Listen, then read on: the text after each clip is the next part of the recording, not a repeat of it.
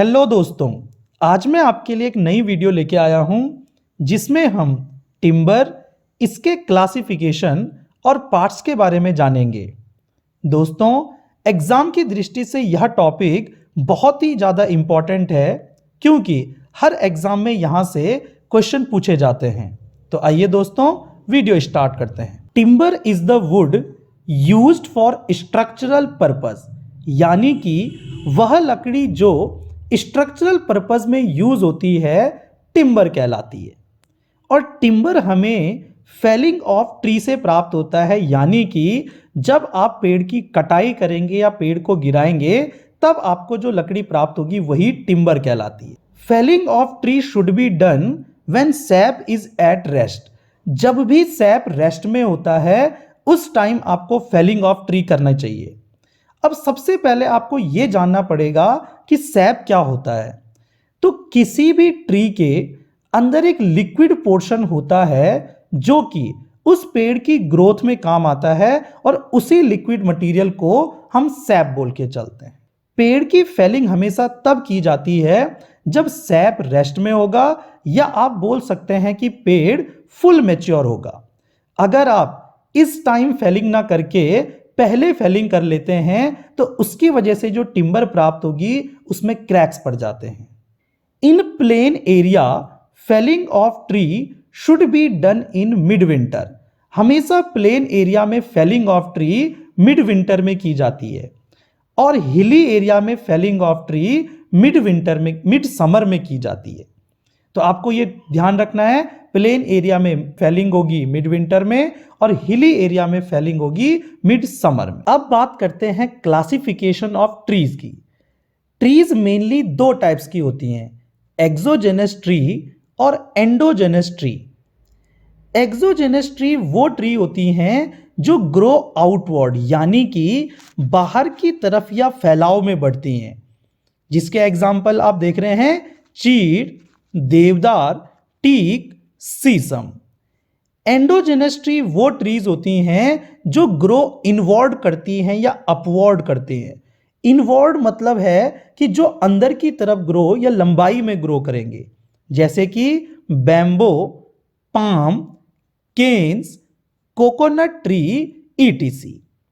अब exogenous trees को भी हम दो टाइप में बांट के चलते हैं, कॉनिफर्स और एवरग्रीन ट्री एंड डेसिडियस और ब्रॉड लीफ ट्री। इन क्लासिफिकेशन को जानने से पहले हम समझते हैं स्ट्रक्चर ऑफ टिम्बर या टिम्बर के क्या क्या पार्ट्स होते हैं।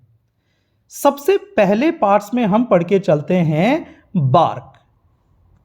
बार्क किसी भी टिम्बर का सबसे बाहर का सरफेस होता है जो कि इसे वेदर, इंजरी या अटैक से बचाता है। बार्क के अंदर नेक्स्ट आता है कैम्बियम लेयर। कैम्बियम लेयर एक लिक्विड मटेरियल होता है जो कि पेड़ की ग्रोथ में काम आता है। इससे लिविंग सेल्स अंदर का सरफेस बनाते हैं जिसे सैपवुड कहते हैं, और डेड टिश्यूज बाहर का सरफेस बनाते हैं जिसे बार्क या छाल कहते हैं। सैपवुड में लिविंग सेल्स होती हैं जो कि पेड़ के ग्रोथ में काम आता है। यह सॉफ्ट और लाइट कलर में होता है। सैपवुड के अंदर ही हार्टवुड होती है जो कि डेड पोर्शन होते हैं या डेड टिश्यूज इसमें पाए जाते हैं। यह कलर में डार्क, लेकिन इसकी स्ट्रेंथ और ड्यूरेबिलिटी बहुत अधिक होती है।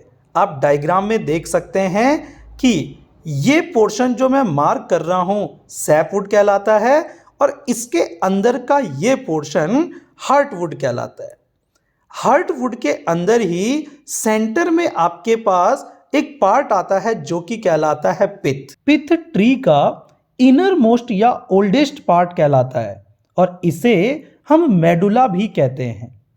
अब बात करते हैं annular rays and medullary rays की। मैं आपको डायग्राम में दिखाऊंगा।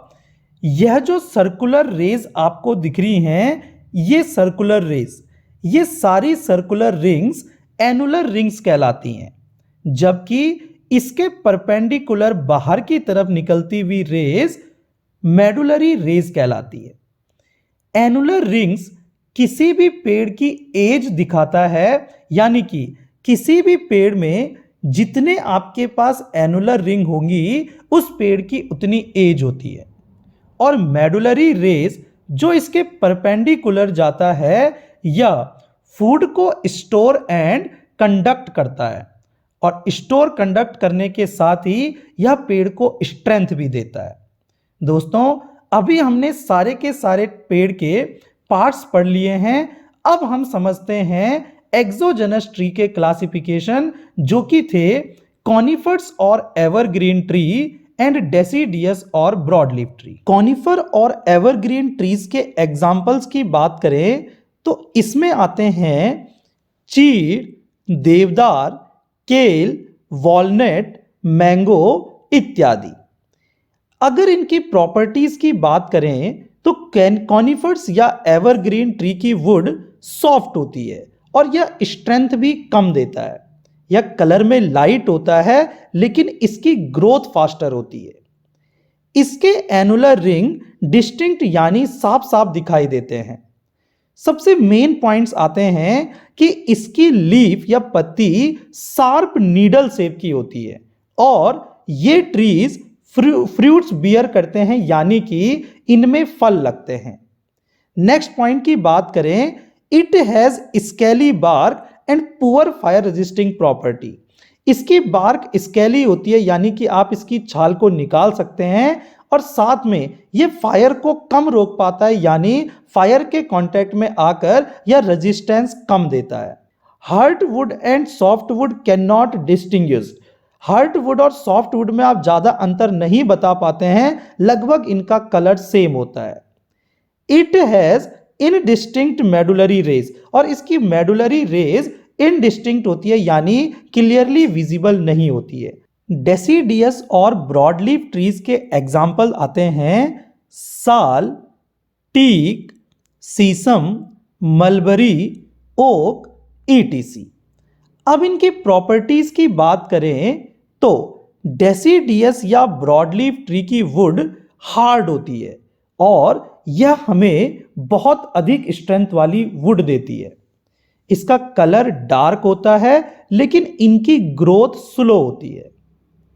It has indistinct annular ring, यानी कि इसकी एनुलर रिंग हमें साफ साफ नहीं दिखाई देती है, इनडिस्टिंक्ट होती है।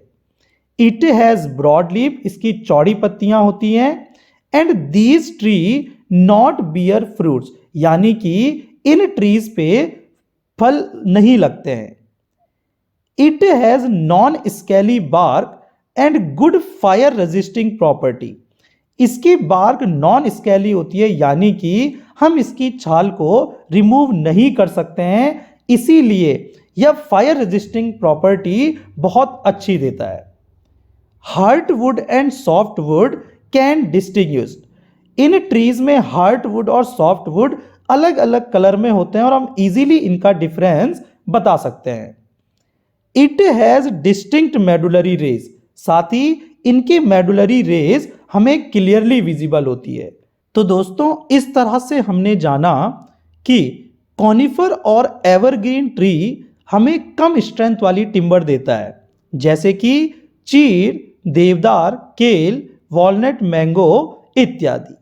और डेसिडियस और ब्रॉडलीफ ट्री हमें अच्छी स्ट्रेंथ वाली टिम्बर देता है, जैसे कि साल, टीक, सीसम इत्यादि। तो इस तरह से हमने टिम्बर के क्लासिफिकेशन भी, इसके पार्ट्स भी, सबके बारे में डिटेल में पढ़ लिया है।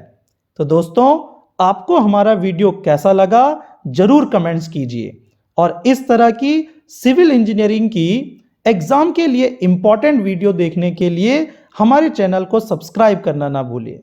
तो वीडियो को अधिक से अधिक लाइक एंड शेयर कीजिए। थैंक यू सो मच दोस्तों।